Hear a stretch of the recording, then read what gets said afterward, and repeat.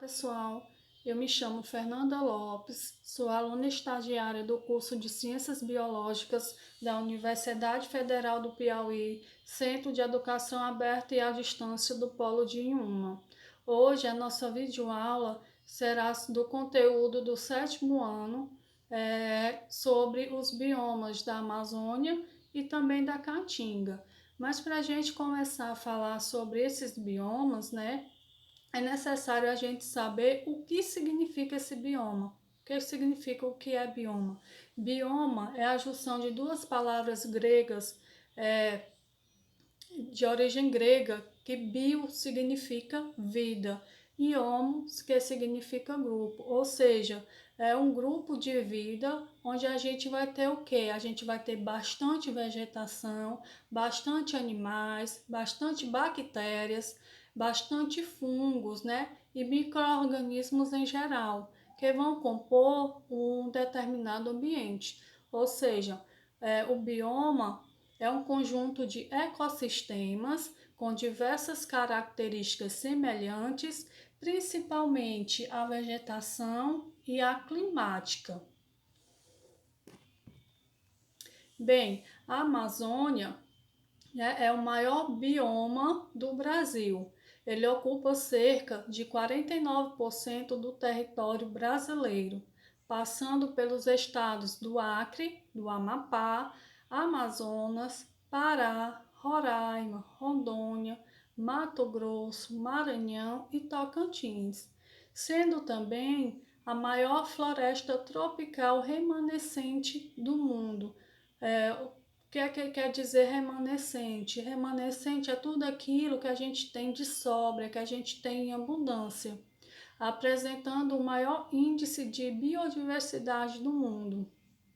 A principal paisagem da Amazônia é o que? De florestas verdes e densas, em terras firmes, onde seu relevo possui diferentes formações como morro, vale e planícies. Regiões com inundações periódicas, chamadas de florestas e campos de várzea. Seu solo é rico em matéria orgânica, originada da sua abundância vegetação, mas é muito pobre em nutrientes.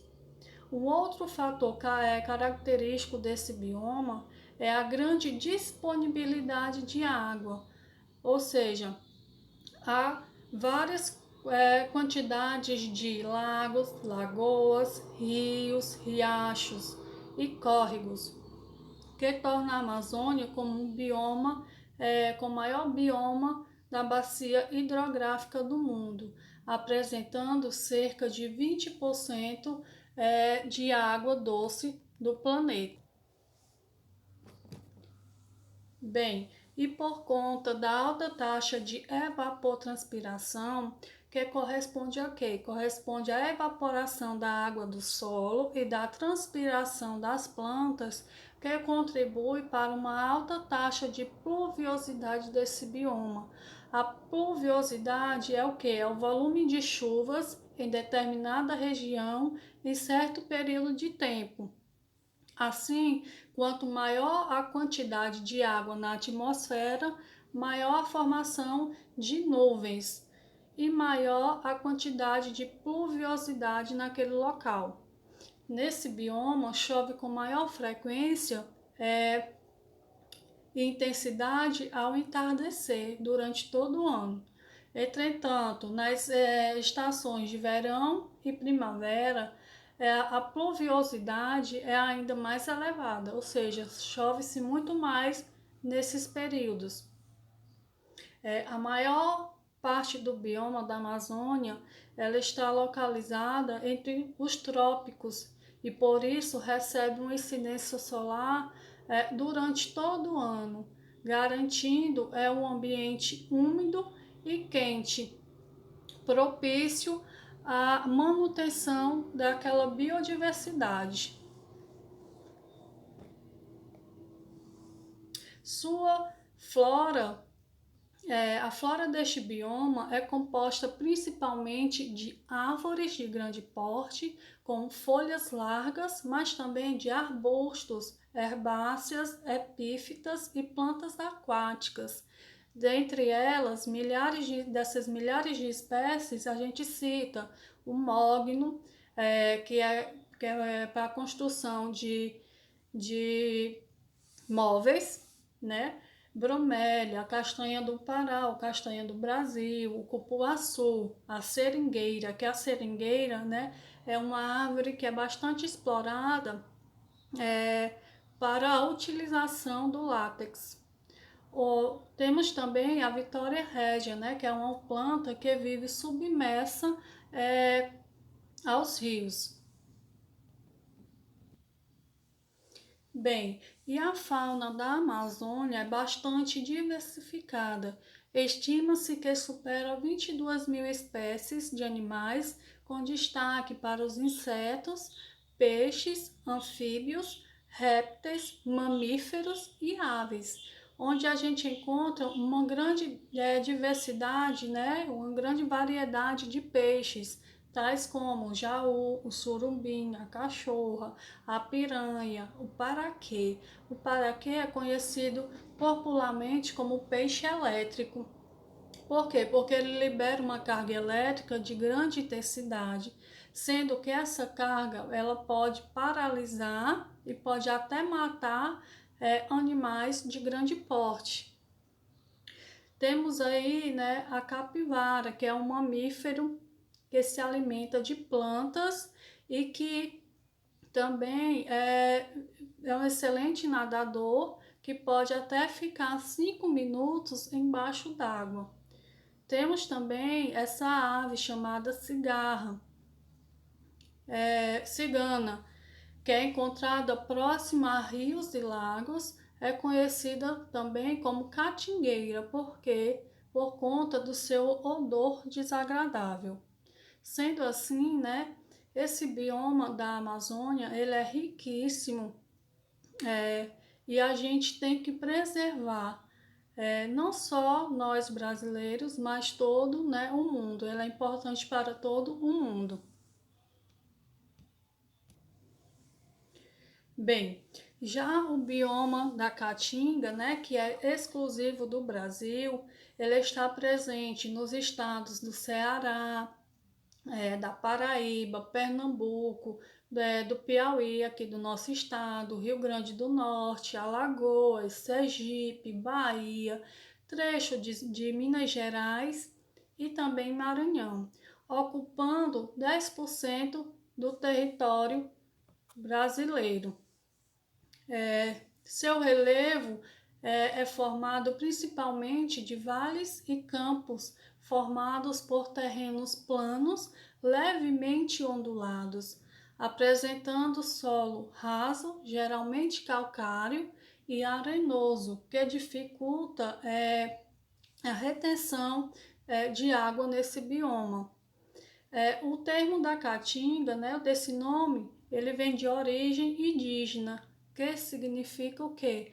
Mata branca.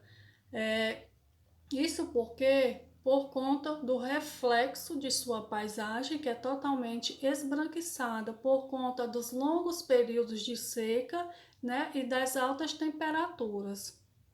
Mas apesar de o clima extremamente seco, né, diversos rios estão presentes na Caatinga, como o Rio Poti, o Rio Parnaíba, entre outros. E durante os períodos de chuva, alguns deles podem extravasar de seus leitos e inundar algumas regiões. Assim que começam as primeiras chuvas, acontece o quê? O reverdecimento da paisagem. O que seria esse reverdecimento? Esse reverdecimento nada mais é do que a coloração verde da paisagem, ou seja, quando começam as primeiras chuvas, né, aquela paisagem totalmente seca, esbranquiçada, ela vai ficar verdinha, né? E por conta,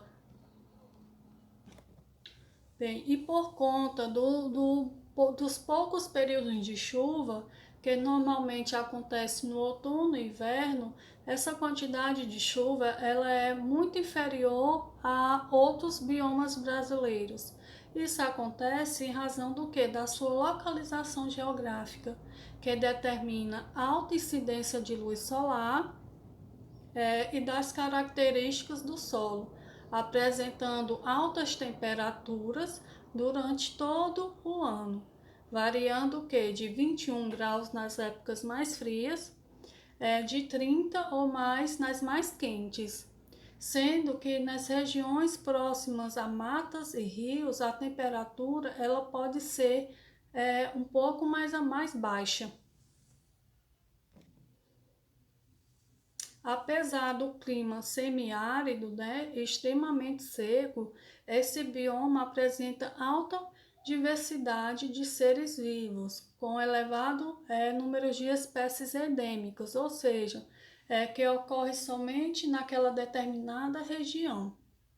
Sua flora corresponde a gramíneas, arbustos e árvores de médio, baixo e médio porte, sendo que há muitas espécies de quê? De cactos, como mandacaru, o xique-xique, a palma, que a palma é utilizada na alimentação, né, dos animais.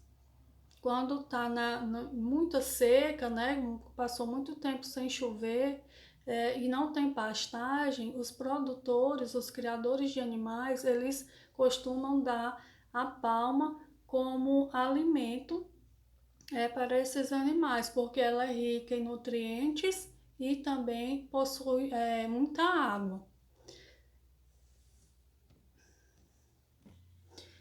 Então, esses vegetais permitem sobreviver em locais de pouca disponibilidade de água, como é o caso, né, da nossa caatinga. Essas adaptações estão relacionadas à retenção e armazenamento de água por esses vegetais. A gente pode dar exemplo, né? A gente tem como exemplo os espinhos dos cactos, né? Que, por exemplo, eles são folhas modificadas, que apresentam uma redução foliar e que dificulta a perca de transpiração, onde apresenta clorofila no caule e que é o que permite a realização da fotossíntese, né? Então, essas plantas da caatinga, da caatinga conseguem sobreviver a climas extremamente secos. A fauna possui uma grande biodiversidade, é composta de mamíferos, aves, anfíbios, lagartos e um grande número de abelhas. Entre os mamíferos, a gente pode citar as onças, os gatos selvagens, o macaco prego, veados catingueiros, gambás, entre outros. A gente tem um exemplo muito interessante, né, de adaptação ao ambiente, como é o caso do sapo da caatinga, que ele consegue sobreviver ao clima quente e seco. Nos meses de seca, o sapo se enterra se enterra aproximadamente 1,80 m de profundidade, onde ele vai encontrar o que? Ele vai encontrar a água que penetrou durante as chuvas anteriores, né? E com isso ele pode ficar lá durante mais ou menos uns 10 meses. E quando começa a chover, os sapos saem para se alimentar, beber água e se acasalar. Temos aí no nosso slide também a pomba branca, que ela é muito comum nessa região. E quando a gente fala em caatinga, as pessoas logo associam a seca, a pobreza, a pouca biodiversidade. Mas como foi visto, né, na nossa aula, esse bioma confere valores altamente biológicos. A caatinga é uma fonte de matéria-prima, como frutos silvestres, forragem, fibras e plantas medicinais, que são essenciais para o sustento das comunidades tradicionais locais daquela região, né? E a minha referência bibliográfica foi do livro Ciência, Vida e Universo do Universo do sétimo ano, Ensino Fundamental, né? Então, gente, essa foi a nossa aula de hoje. Espero que tenha atingido o objetivo e qualquer dúvida que vocês tenham, possam estar entrando em contato comigo através do WhatsApp. E por hoje é só, né? E obrigada. Até a próxima aula.